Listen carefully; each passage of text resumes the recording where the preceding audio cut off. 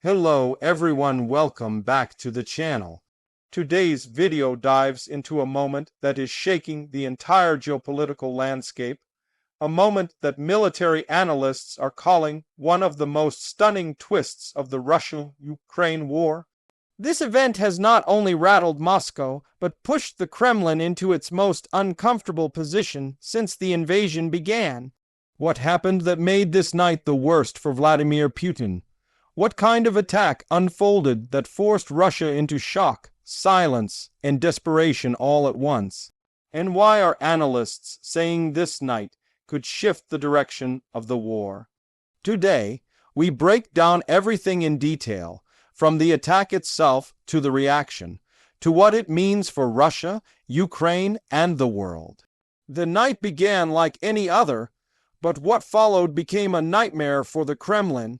For months, Russia believed it had tightened its defenses, strengthened its borders, and closed the loopholes that allowed Ukraine to launch daring strikes deep inside Russian territory. Moscow had been confident that its infrastructure was secure, its critical routes protected, and its symbolic assets untouchable. But Ukraine had other plans, and those plans unfolded with precision, coordination, and unmistakable intent.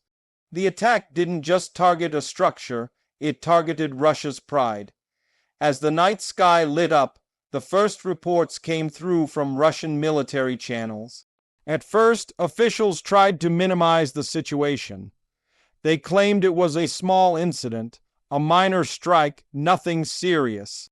But videos began pouring in, spreading across social media faster than Russian censors could delete them.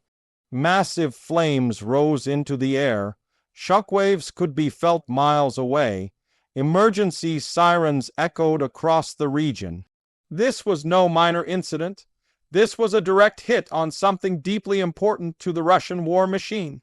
Within minutes, analysts identified the target. It was one of the most strategically significant assets Russia possessed, a supply route that had been vital to Russian operations, a symbol of Moscow's control, and an icon of Kremlin power. Destroying it wasn't just tactical, it was psychological, it was a message, and that message was unmistakable. Russia's invincibility was an illusion. As Russian media struggled to hide the scale of the damage, satellite footage revealed the truth.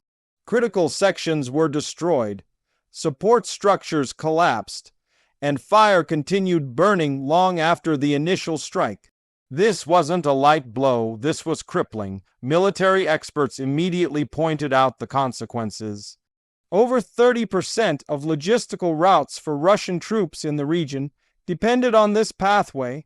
Supply lines would be delayed, ammunition shortages could spread, fuel deliveries might drop, and troop rotations would slow dramatically. The timing made it even worse. All of this happened at a moment when Russian forces were already stretched thin. For the Kremlin, the humiliation wasn't just in the destruction itself.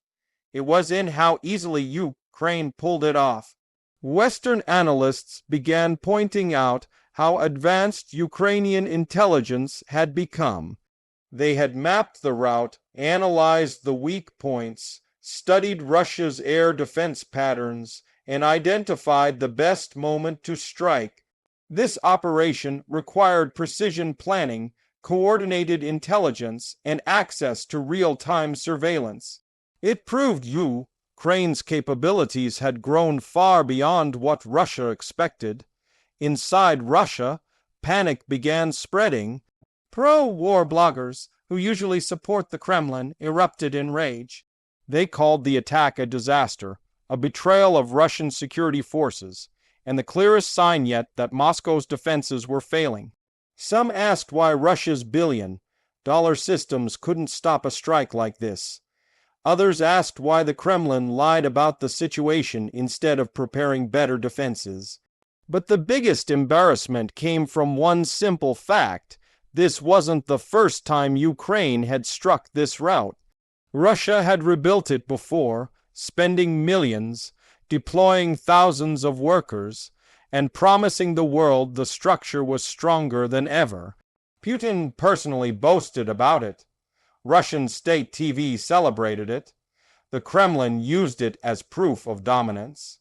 And yet, once again, it collapsed in flames, this time even more dramatically than before. For Ukraine, the timing of the strike was strategic. With limited ammunition, Ukraine now chooses its targets carefully. They don't waste resources hitting random locations. They strike where it hurts the most, and this strike hurt deeply. It disrupted supply networks, slowed troop reinforcements, blocked fuel transport, and forced Russia to reroute military logistics through longer and more vulnerable paths. In military terms, this is a nightmare scenario. Global reaction was instant. Western analysts praised the operation as one of the smartest tactical moves of the year. NATO officials noted that the strike showed how vulnerable Russia had become. The European Union said this demonstrated Ukraine's resilience and strategic evolution.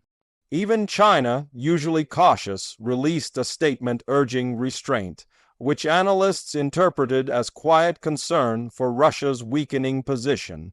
Inside the Kremlin, emergency meetings were reportedly held throughout the night. Putin was briefed every hour as new footage showed worsening damage. Engineers warned it would take months to fully restore. Military officials warned that frontline troops would face delays. Intelligence officers admitted Ukraine had bypassed multiple defensive layers. For Putin, who prides himself on projecting strength, this was a humiliating blow. But the most important part of this attack was the psychological impact. The Kremlin had spent years convincing Russians that they were untouchable, that Ukraine could never reach deep into their territory, that Russia's defenses were the strongest in the world. That illusion collapsed instantly. Russians saw the flames with their own eyes. They heard the explosions. They watched emergency crews struggle, and they saw thousands of comments online exposing the truth. Russia had been hit where it hurt the most. Ukraine's soldiers celebrated the moment quietly. For them, this wasn't just an attack, it was hope. A reminder that the fight wasn't over. A signal to the world that Ukraine still had the capacity to strike hard, to surprise, to outsmart, and to reshape the war's direction. Ukrainian morale soared, while Russian morale dropped sharply. As the sun rose the next morning, the destruction was undeniable. Structural beams twisted, rail lines snapped, roads collapsed into the water, smoke still lingered. And engineers warned that restoring even partial functionality would take months. Meanwhile, Ukrainian officials hinted that more strikes could follow, suggesting the Kremlin should prepare for more sleepless nights. This attack did more than destroy a route. It destroyed an illusion of Russian strength. It showed that no matter how much Moscow spends on defenses, Ukraine can always find a way to break through. It humiliated the Kremlin in front of the world, and it reminded everyone that the war is far from predictable. Ukraine is still fighting, still striking, and still capable of surprise attacks that shift the balance dramatically. In the end, this night will be remembered as a turning point, not because of the explosion itself, but because of what it symbolized. It showed that Russia's pride could be shattered. It showed that the Kremlin's confidence could be broken. And it showed that Ukraine's determination, strategy, and resilience remain stronger than ever. Thank you for watching. Stay tuned for more updates as we continue to follow every major development in this evolving conflict.